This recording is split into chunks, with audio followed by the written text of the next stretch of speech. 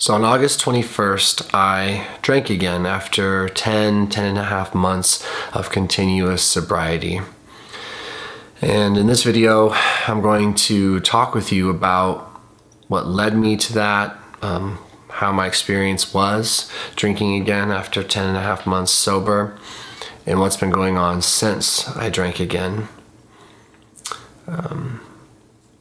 It's certainly a topic that I'm tired of talking about, but I know something about myself in terms of my YouTube experience, and it's that if this is going on, if I'm struggling with this, which I seem to consistently and eventually struggle with based on my past, I've become rather paralyzed by it. There's really nothing else to say for me. There's nothing else to do. It's an all-consuming experience for me, well outside of being a content creator, but just in my life. So that is to say that there's no way for me to skirt around it or pretend it's not going on or put on a show. I just wear my emotions on my sleeve, and when I'm up and when I'm excited, you can tell, and when I'm full of life, full of hope, full of joy, full of energy, you can tell. And when I'm sad and apathetic and down and hopeless, or experiencing feelings of sadness and anxiety that lend themselves well to a lack of hope, you can tell. And that's what's been going on, which is why I've not turned the camera on. There's an interesting battle in my head that goes on when it comes to these sort of things. One part of me is well aware that addiction is tough, and that I have every right to hold space being who I am and experiencing what I've experienced in terms of trying and then, in a matter of speaking, failing to stay sober. It's tough. I've met lots of guys and girls like me who just seem to struggle to stay sober long term, but who have a lot of good to give, and who've tried very hard and have had the opportunity to experience stretches of sobriety. It's exhausting, it's tough, and so I have this battle between my head to give myself some peace and some grace and respect myself, because there's just no point in shaming myself or hating myself, but also just those classic old voices in my head that say, Jesus, man, you're a failure. This is you, huh? Like, what's wrong with you? Those sort of voices. And I have to fight them, and I have to battle them, and I have to counter them, and I do, but they're still there because I've done this a lot and it is exhausting. But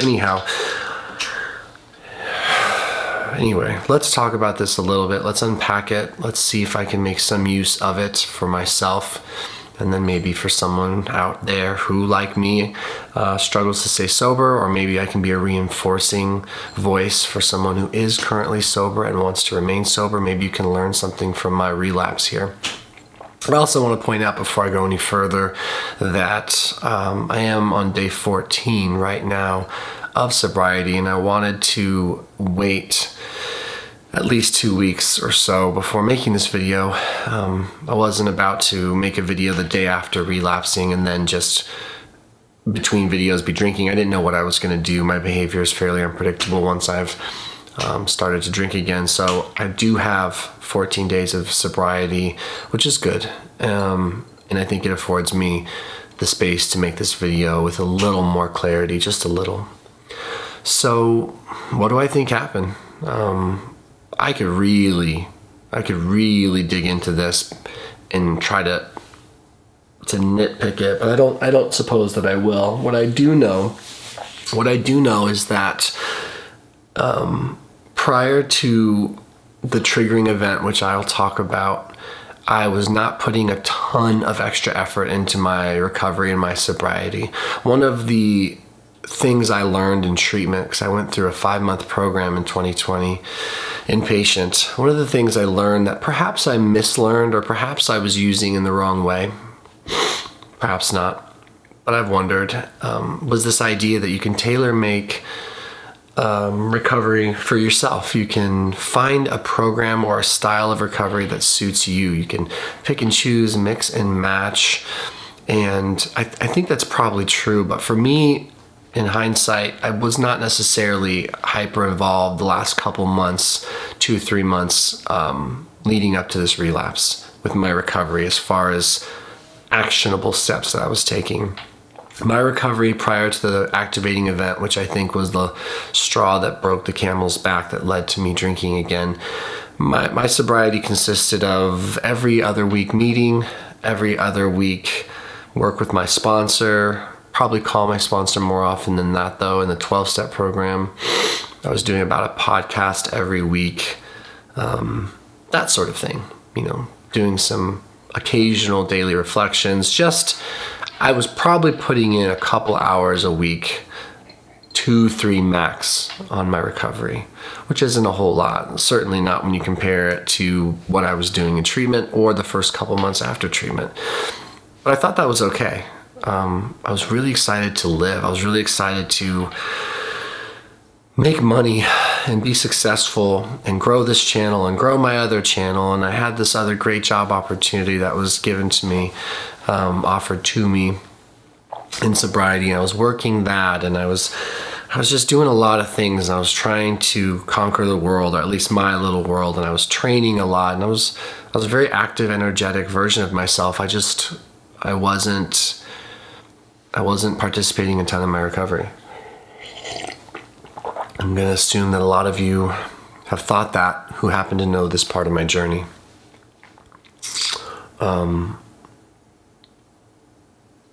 And then over a month ago now, a very dear friend of mine died suddenly.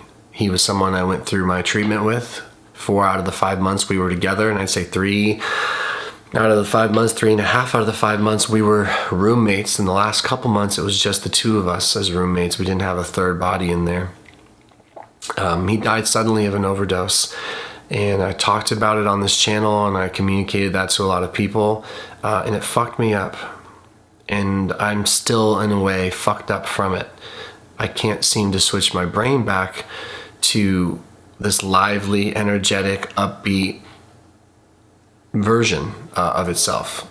I was hit with that news that this person overdosed and died suddenly. And it's like something changed in my brain. And it was the first time I got thirsty. As in, I had my first alcohol craving in 10 months. And it was a very powerful craving, extremely powerful. And I jumped into the cycle of relapse right then and there. And maybe, like I was saying, maybe I jumped in sooner. I just wasn't aware of it because I hadn't thought about alcohol still, and that I wasn't participating in any sort of recovery program aggressively. I was just picking and choosing some podcasts and some meetings here and there, but not really involved. So for like 3 weeks, I just craved junk food, and I was trying to eat my way out of it. My fitness and exercise became maintenance at best, and I just was sad. I just instantly got sad and foggy and detached, and my obsession to drink came back, and it really hasn't left since.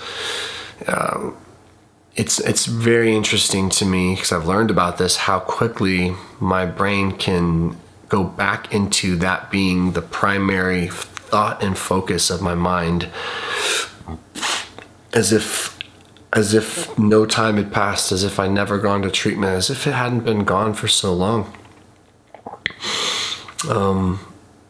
So there's really nothing else to say there. Just I binge ate junk food thinking it would help. I did communicate to friends that I was sad and I was really struggling with the news about my friend.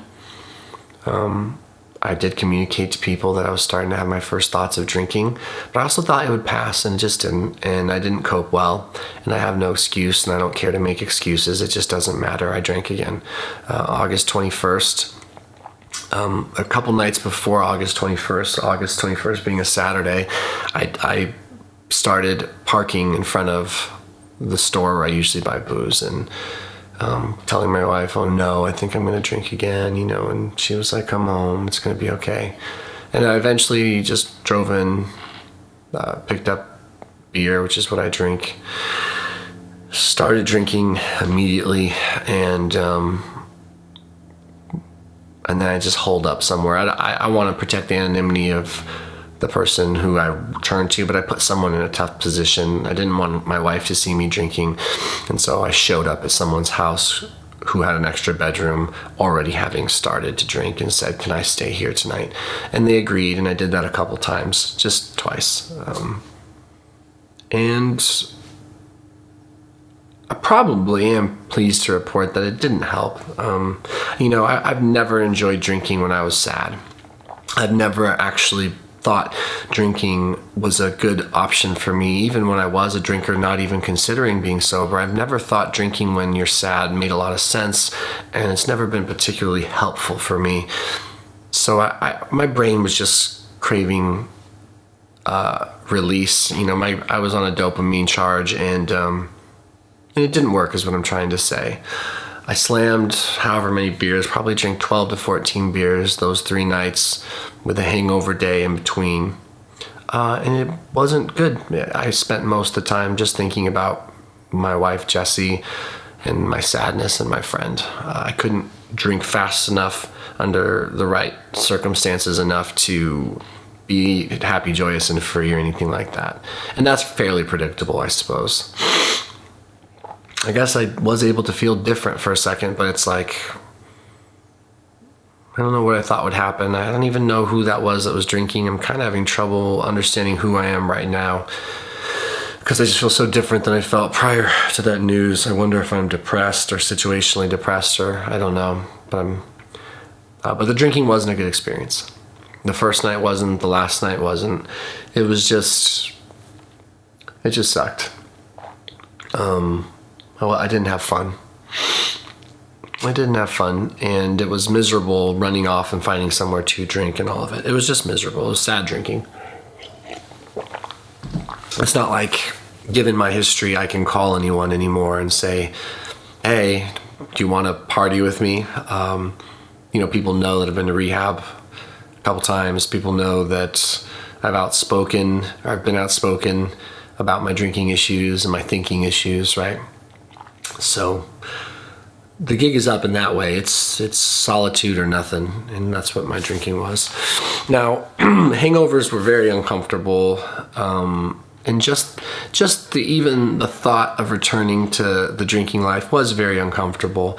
One thing that I've identified very plainly is that I liked being sober, and I had some genuine calm and peace and contentment being sober this last time, which I'm thankful for. I'm thankful for that being real, because it lends itself well to me not wanting to try to be a drinker again or anything like that. I don't seem to have any delusions about returning to a life of alcohol as a viable option for me, as far as being a normal part of my life that could potentially work. I don't think that, which I'm glad for.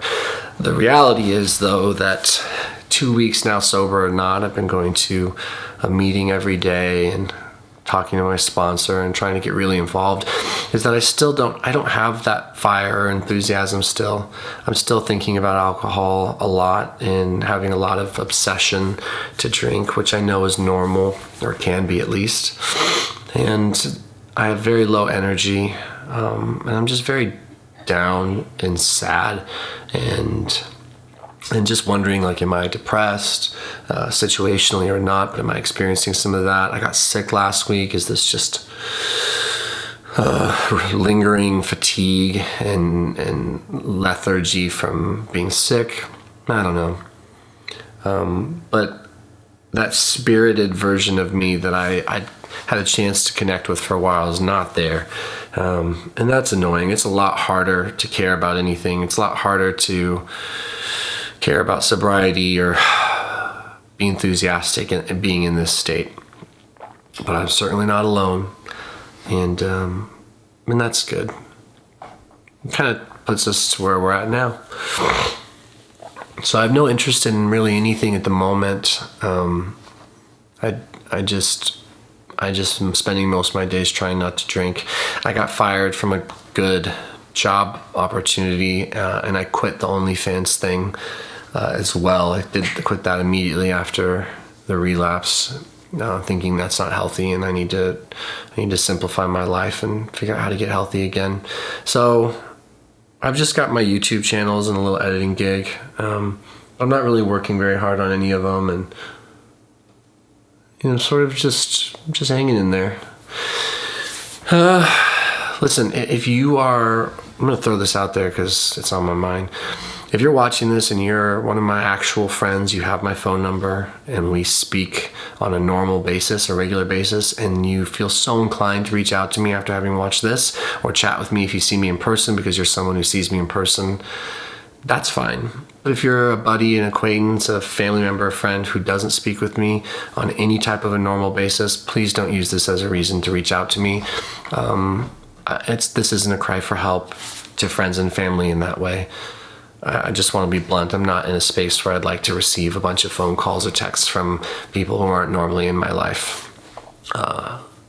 Please take that in the intention it was wanted, which isn't to be rude, but just to be clear about what I want, which isn't to be flooded with phone calls and texts from people who don't normally reach out to me. Please and thank you. So that's where we're at, guys. That's where we're at.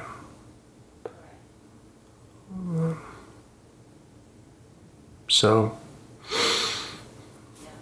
I'm cleaning up my diet finally. I'm trying to say my prayers in the morning, do my readings, go to my meeting, try to be honest, but it's hard. It's hard to be honest as far as like telling people, yeah, I'm sober, but I'm in a funk, or yeah, I'm sober, but I'm still thinking about alcohol. Even, yeah.